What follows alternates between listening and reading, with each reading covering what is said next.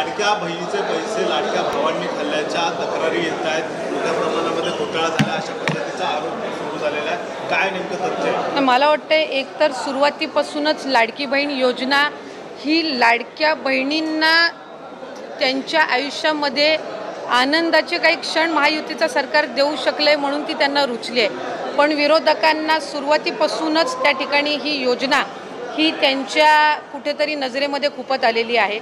साधारणपणे या संदर्भातला आम्ही वारंवार राज्याचे मुख्यमंत्री फडणवीस साहेब असतील, उपमुख्यमंत्री शिंदे साहेब असतील, अजितदादा असतील आणि विभागाची मंत्री म्हणून मी सुद्धा असेल, आम्ही साधारणपणे माध्यमांना वेळोवेळी या संदर्भातली माहितीही देत आलेलो आहोत.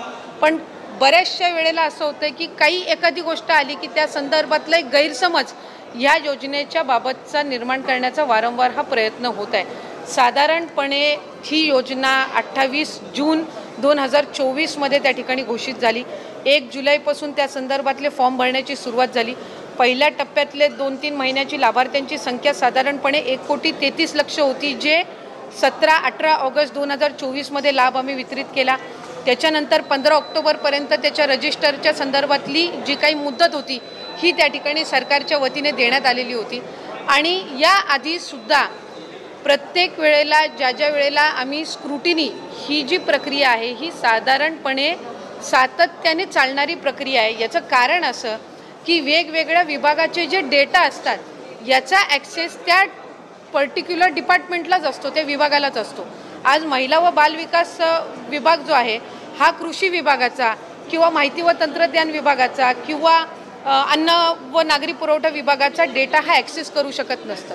आम्हाला त्यांच्याकडून तो डेटा प्राप्त होणं ह्या जो कालावधी आहे हा निश्चितपणाने त्या ठिकाणी लागत असतो. जानेवारी महिन्यामध्ये आम्हाला कृषी विभागाकडनं त्या संदर्भातला अहवाल प्राप्त झाला आणि त्यावेळेला नमो शेतकरी योजनेअंतर्गत ज्या महिला लाभ घेत होत्या त्या संदर्भातला आम्ही स्क्रुटिनी केली. 6-7 लाखाचा डेटा त्यावेळेला मिळालेला होता आणि त्या 6-7 लाखापैकी साधारणपणे 5 ते 5.5 लाख अशा महिला होत्या ज्या नमो शेतकरीचाही लाभ घेत होते आणि आपल्या लाडकी बहीण योजनेचाही लाभ घेत होत्या.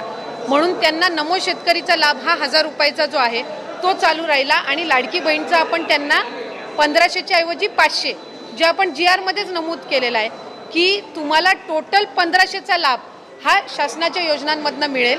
त्याची जी 1000 रुपयाच्या वरची जी कॅप असेल ही लाडकी बहीणच्या निधीतनंही सन्मान निधीतनंही भरली जाईल. तो जानेवारीमध्ये उपलब्ध झाला. मधल्या कालावधीमध्ये आम्ही साधारणपणे 8 लाखाचा जो सेवार्थचा आहे त्याच्यापैकी 8 लाखापैकी 2 लाखाचा आम्हाला त्या ठिकाणी उपलब्ध झाला. त्या 2 लाखापैकी 2 ते 2.5 हजार हे त्याच्यामध्ये अपात्र आहेत असं निदर्शनास आलं. 6 लाखाचा त्याच्यातला डेटा आणखीन आम्हाला अपेक्षित आहे. आता 26 लाखाचा जो डेटा आम्हाला माहिती व तंत्रज्ञान विभागाकडून प्राप्त झालेला आहे याची स्क्रुटिनी आम्ही विभाग म्हणून करतोय. एक गोष्ट आपण समजून घेतली पाहिजे की आम्ही प्रत्येक विभागाकडे त्यांचा डेटा मागितलेला आहे आणि तो डेटा आमच्याकडे विभागाकडे प्राप्त झाल्यानंतर त्या संदर्भातली स्क्रुटिनी होत असते. म्हणजे आत्ता ज्या माध्यमांकडे चाललं आहे की 14,000 पुरुषांनी लाभ घेतला आहे, काय 21 लक्ष अशा महिला आहेत ज्या कुटुंबातले तिसरी महिला आहे आणि योजनेमध्ये 2 महिलांना आपण लाभ देत असतो. ह्या सगळ्या गोष्टींचं त्या ठिकाणी जिल्हाधिकारी असतील किंवा आमची जी ग्राउंड लेवलची यंत्रणा आहे ही त्या संदर्भातलं क्रॉस व्हेरिफिकेशन करणार. क्रॉस व्हेरिफिकेशन केल्यानंतर ह्या 26 लाखामधले जे अपात्र असतील आणि पात्र असतील ह्याचं व्हेरिफिकेशन होऊन त्या संदर्भातला निर्णय घेतला जाणार. असं नाही की 26 लाखाचा डेटा त्यांनी दिलाय म्हणजे 26च्या 26 लाख अपात्र आहेत. यातलं पण प्रॉपरली स्क्रुटिनाइज केलं जाणार.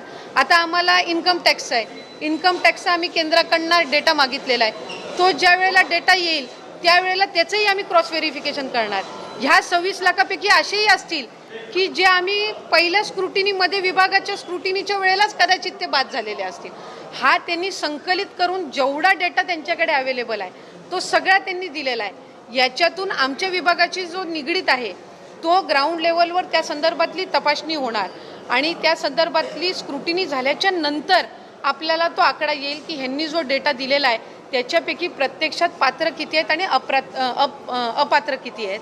आणि आत्ता जो आपल्याला साधारणपणे जो काही 14,000 पुरुषांनी लाभ घेतलेला आहे किंवा काय ह्या संदर्भातली सुद्धा जिथपर्यंत आमच्याकडे ग्राउंड रिपोर्ट येत नाही तिथपर्यंत हे आकडे जे आहेत हे IT विभागाने आम्हाला दिलेले आहेत. त्या संदर्भातली सविस्तर स्क्रुटिनी झाल्यानंतर निदर्शनास येईल की प्रत्यक्षात हे जे पुरुष आहेत यांनी त्या घरातल्या स्त्रीचं अकाउंट नव्हतं म्हणून त्यांनी त्यांच्या आधार कार्डशी लिंक कदाचित या पुरुषाचं अकाउंट असेल म्हणून त्यांनी ते अकाउंट नमूद केलेलं होतं का वेगळं काही त्याच्यामध्ये आहे. हे ज्या वेळेला स्क्रुटिनी होईल विभागाकडून त्यावेळेला लक्षात येईल. हा मोघम डेटा आहे आणि हा मोघम डेटा आम्हाला IT विभागाकडनं प्राप्त झालेला आहे, माहिती व तंत्रज्ञान विभागाकडनं. कारण त्यांनी प्रत्येक जो डेटा आहे वेगवेगळ्या डिपार्टमेंटचा त्यांच्याकडे जो अवेलेबल आहे तो त्यांनी त्या त्या विभागाला दिलेला आहे आणि त्याच्यातला हा एक भाग आहे.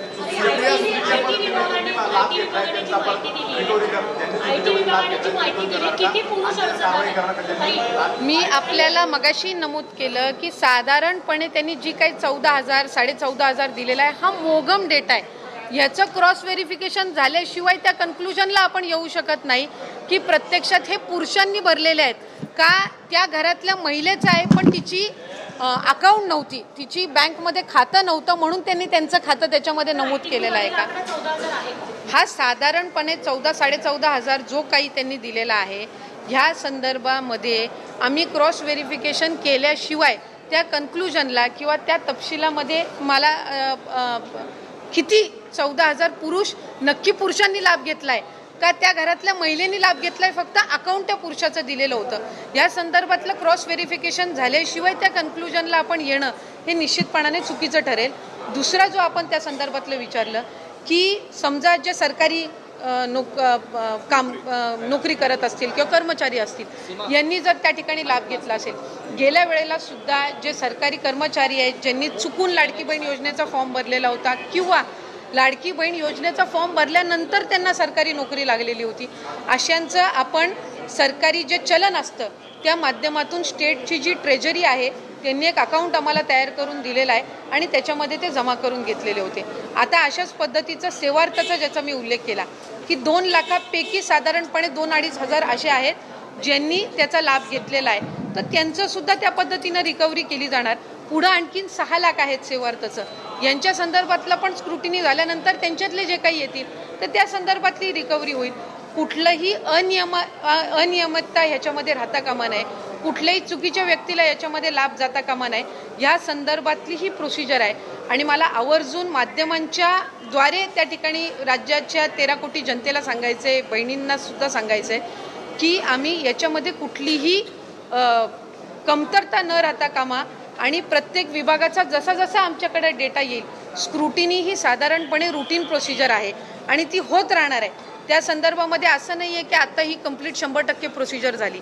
जसं मी म्हटलं की आता आम्हाला IT विभागाने डेटा दिला आहे, थोड्या दिवसांनी आमच्याकडे केंद्राचा इन्कम टॅक्सचा डेटा येईल, त्याच्यानंतर परिवहन विभागाचा काही डेटा येईल. तर जसं जसं त्यांचा डेटा येत राहील, अन्न व नागरी पुरवठाचा रेशन कार्डचा डेटा येईल, जसे प्राप्त होतील त्या संदर्भातली स्क्रुटिनी केली जाणार. आपण हे कन्क्लुजनला येऊन चालणार नाही की 26 लाखाचा डेटा दिलाय म्हणजे 26 लाखाचं चुकीच्या लाभार्थ्यांना पैसे गेलेले आहेत. ह्या 26 लाखाची सुद्धा स्क्रुटिनी करून याच्यातले बरेच असे असतील जे कदाचित आमच्या प्रायमरी स्क्रुटिनीमध्येच गेलेले असतील. हा एक चंक आहे डेटाचा त्यांनी दिलेला आणि त्याच्यामध्ये ह्या 26 लाखामध्ये असेही काही असतील जे पात्र असतील पण काही व्हेरिफिकेशनमध्ये त्यांच्या काही हे झालेलं असेल आणि जे अपात्र असतील त्यांचा लाभ थांबवण्यात येईल. डायरेक्ट म्हणतात की 4,800 कोटीचा हा घोटाळा झालेला आहे, याची SITची चौकशी झाली पाहिजे. फॉर्म भरताना त्यावेळेला पडताळणी केली गेली नाही का किंवा हे आता पैसे घेतले रिकव्हर करणार का आणि जर चुकीच्या पद्धतीने काही प्रशासनाच्या अधिकाऱ्यांनी चूक केली तर त्यांना शिक्षा होणार का. मी साधारणपणे या गोष्टीच्या संदर्भातला वारंवार उल्लेख केलेला आहे. राज्याचे मुख्यमंत्री देवेंद्र फडणवीस साहेबांनी केलेला आहे, शिंदे साहेबांनी केलेला आहे, अजितदादांनी केलेला आहे की ज्यांनी ह्या योजनेचा चुकीचा लाभ घेतलेला असेल त्यांच्यावर योग्य ती कारवाई करून त्या संदर्भातली रिकव्हरीची भूमिकाही शासनाची आहे. याआधीसुद्धा ज्या वेळेला एका लाभार्थ्यांनी किंवा एका व्यक्तीने 30-30, 35-35 अकाउंट्सची त्या ठिकाणी एक साताऱ्यामध्ये, एका सांगलीमध्ये, सोलापूरमध्ये अशा पद्धतीच्या घटना घडल्या त्यावेळेला आम्ही ते अकाउंट त्याच वेळेला सील केलेले आहेत आणि ह्या सप्टेंबर-ऑक्टोबर महिन्यामध्ये सुद्धा आम्हाला तशा पद्धतीच्या आढळलेल्या आहेत. काही त्याच्यानंतरच्या कालावधीमध्ये सुद्धा आढळलेल्या आहेत आणि त्या वेळेला आम्ही कारवाई ही केलेली आहे. आपण साधारणपणे एक गोष्ट लक्षात घेतली पाहिजे, माध्यमांनी सुद्धा कुठलाही बाबत कन्क्लुजनवर यायच्या आधी लक्षात घेतली पाहिजे की हा डेटा आहे, हा 26 लाखाचा डेटा त्यांनी आम्हाला दिलेला आहे. हा अजून विभाग म्हणून आम्हाला क्रॉस व्हेरीफाय करणं आहे. हा डेटा त्यांनी दिल्यानंतर याची ग्राउंड लेवलची स्क्रुटिनी करून नक्की त्याच्यामध्ये पात्र किती, अपात्र किती, किंवा एखाद्या विभागाकडनं ज्या वेळेला आम्हाला डेटा येत असतो त्यावेळेला कदाचित आता साधारणपणे लाडकी बहीण योजनेची नोंदणी जी आहे, रजिस्ट्रेशन, हे 2,60,00,000 म्हणजे 2.63 करोड्सपेक्षा जास्ती झालेली होती. आणि 2.63 करोड्सपैकी आपण साधारणपणे 2,47,00,000 महिलांना लाभ देतोय. म्हणजे आम्ही 15-20 लाखाचा जो डेटा आहे रजिस्ट्रेशनचा, हा ऑलरेडी स्क्रुटिनी केलेला होता. जर स्क्रुटिनी केलीच नसती तर 2,47,00,000 महिलांना लाभ गेला असता. तो 2,63,00,000 महिलांना लाभ गेला असता. 2,47,00,000 पर्यंत आला नसता. त्यामुळे हा जो 26 लाखाचा चंक आहे हा आम्ही त्या ठिकाणी व्हेरीफाय करू. बऱ्याचशा वेळेला माध्यमांनी आणि पत्रकारांनी सुद्धा आम्हाला विचारलेलं आहे, त्यांना त्यांच्या रुटीन याच्यामध्ये जिल्हा स्तरावर किंवा कुठं ते रिपोर्टिंगला जात असताना की चुकीची लोक त्या संदर्भातला लाभ घेत आहेत, चुकीची लोक लाभ घेत आहेत. तर आपण एक भूमिका ठरवली पाहिजे की आपल्याला नियमितता पाहिजे किंवा रेग्युलरायझेशन पाहिजे का इरेग्युलरायझेशन पाहिजे. आणि ते थांबवण्याच्या किंवा ते दुरुस्त करण्याच्या दृष्टिकोनातून जर विभाग किंवा शासन योग्य ती पावलं उचलत असेल तर त्या संदर्भामध्ये कोणाची हरकत नसली पाहिजे. एक वस्तुस्थिती त्या ठिकाणी आहे की लाभ हा लाभार्थ्यांपर्यंत पोहोचलेला आहे. आता चुकीच्या लाभार्थ्यांनी त्या ठिकाणी शासनाची दिशाभूल केलेली असेल तर त्यांच्यावर कडक कारवाई किंवा त्यांच्याकडनं ती रक्कम वसूल करणं, या संदर्भामध्ये शासन कटिबद्ध आहे. पण आपल्याला कुठल्याही योजनेमध्ये त्या ठिकाणी चांगल्या पद्धतीनं ती राबवायची आहे, लाँग टर्म ती राबवायची आहे. आणि ती राबवण्याच्या दृष्टिकोनातून विभाग आणि शासन हे कार्यरत आहे. एक बाब आहे की महायुतीच्या सरकारने ही लाडकी बहीणची योजना आणलेली आहे, जी आजपर्यंत कुणी आणलेली नव्हती. आणि राज्याचे मुख्यमंत्री फडणवीस साहेब आणि दोन्ही उपमुख्यमंत्री शिंदे साहेब आणि दादा यांच्या नेतृत्वाखाली आम्हाला ही यशस्वीरित्या राबवायची आहे. कुठलीही पात्र आणि गरजू लाभार्थी याच्यापासून वंचित राहता कामा नये, या संदर्भातली दक्षता ही विभाग म्हणून आम्ही घेतलेली आहे. मुख्यमंत्री माझी लाडकी बहीण योजनेचा तुमचा 14वा हप्ता म्हणजेच ऑगस्ट महिन्याचा हप्ता तुम्हाला कालपासून या ठिकाणी वितरणाला सुरुवात झालेली असेल. तुमचे पैसे देखील जमा झालेले असतील. तुमचे पैसे जमा झालेत की नाही 14व्या हप्त्याचे कमेंट बॉक्समध्ये कमेंट करून नक्की सर्वांनी सांगा. तर बघा, लाडकी बहीण योजनेचा ऑगस्ट महिन्याचा हप्ता कधी भेटणार याविषयी स्वतः महिला आणि बालविकास मंत्र्यांनी तारीख सांगितलेली आहे. लाडकी बहीण योजनेचा तुमचा हप्ता जो आहे 11 सप्टेंबरपासून वितरण करण्याची प्रक्रिया जी आहे ती सुरू झालेली आहे. त्याविषयी स्वतः महिला आणि बालविकास मंत्र्यांनी ट्विट करून याबद्दलची माहिती दिलेली आहे. महायुती सरकारनं मुख्यमंत्री माझी लाडकी बहीण योजना महिलांसाठी सुरू केलेली आहे. या योजनेच्या माध्यमातून राज्यातील लाखो पात्र महिलांना दर महिन्याला हे 1500 रुपये लाभार्थ्यांच्या थेट बँक खात्यामध्ये जमा केले जातात.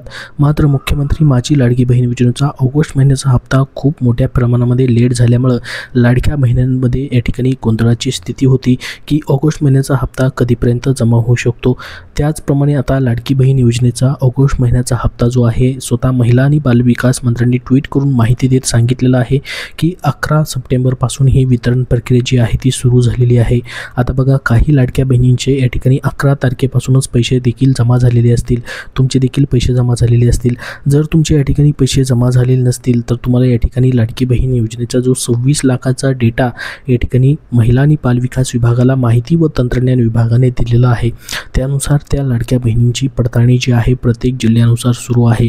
त्यामध्ये जर तुमचं नाव असेल तर तुमचा हप्ता या ठिकाणी स्थगित झालेला असेल. कारण की बघा, 26 लाख लाडक्या बहिणींचा डेटा जो आहे तो दिल्यानंतर त्यांचा जून महिन्यापासूनचा, जून असेल जुलै असेल, या 2 महिन्यांचा लाभ जो आहे तात्पुरत्या स्वरूपामध्ये स्थगित करण्यात आलेला होता. आणि त्या लाडक्या बहिणींची या ठिकाणी पडताळणी जी आहे जवळपास जून महिन्यानंतर या ठिकाणी सुरू झालेली आहे. जुलै महिन्याचाही हप्ता त्यांना भेटलेला नाही. त्याच्यानंतर या ठिकाणी प्रत्येक जिल्ह्यानुसार त्या लाडक्या बहिणींची पडताळणी करण्यासाठीचा जो डेटा आहे तो महिला आणि बालविकास मंत्र्यांनी प्रत्येक या ठिकाणी विभागानुसार या ठिकाणी प्रत्येक जिल्ह्यानुसार तो डेटा जो आहे या ठिकाणी प्रत्येक अधिकारी जे आहे जिल्ह्यानुसार त्यांना सूक्ष्म छाननीसाठी आणि फिजिकल व्हेरिफिकेशनसाठी म्हणजे घरोघरी जाऊन पडताळणी करण्यासाठीचा डेटा जो आहे तो वाटप केलेला आहे. त्यानुसार त्या लाडक्या बहिणींची पडताळणी देखील सुरू आहे. त्यामध्ये जर काही लाडक्या बहिणी पात्र ठरल्या तर त्यांना ऑगस्ट महिन्याचा हप्ता देखील भेटू शकतो. मग तुम्हाला जून महिन्यापासून पैसे भेटलेत की नाही सर्वांनी कमेंट बॉक्समध्ये कमेंट करून नक्की सांगा. तर बघा, आता स्वतः महिला आणि बालविकास मंत्र्यांनी 11 सप्टेंबरपासून या ठिकाणी सर्व पात्र लाभार्थ्यांना ऑगस्ट महिन्याचा सन्मान निधी वितरण करण्याची प्रक्रिया जी आहे ती सुरू झालेली आहे असं त्यांनी सांगितलेलं आहे. हे ट्विट देखील त्यांचं तुम्ही पाहू शकता. या ट्विटमध्ये त्यांनी म्हटलेलं आहे की मुख्यमंत्री माझी लाडकी बहीण योजना महिला सक्षमीकरणाची अखंड क्रांती. मुख्यमंत्री माझी लाडकी बहीण योजनेच्या सर्व पात्र लाभार्थ्यांना ऑगस्ट महिन्याचा सन्मान निधी वितरित करण्याची प्रक्रिया जी आहे 11 सप्टेंबरपासून सुरू होत आहे. महाराष्ट्रातील माता भगिनींच्या अखंड विश्वासाने सुरू असलेली सक्षमीकरणाची ही क्रांती यशस्वीरित्या मार्गक्रमण करत आहे. लवकरच या योजनेतील सर्व पात्र लाभार्थ्यांच्या आधार संलग्न बँक खात्यामध्ये हा ऑगस्ट महिन्याचा सन्मान निधी जो आहे तो वितरित केला जाईल अशी माहिती त्यांनी दिलेली होती. त्यानुसार सर्वांच्या या ठिकाणी ऑगस्ट महिन्याचे पैसे जे आहेत ते जमा व्हायला सुरुवात झालेली आहे. तर तुम्हाला पैसे आलेत की नाही कमेंट बॉक्समध्ये नक्की सांगा. आणि तुम्ही आता सप्टेंबर महिन्याची म्हणजे तुमच्या 15व्या हप्त्याची वाट पाहताय की नाही तेही सांगा. बघा, आता 15वा हप्ता मग तुम्हाला कधीपर्यंत जमा होऊ शकतो.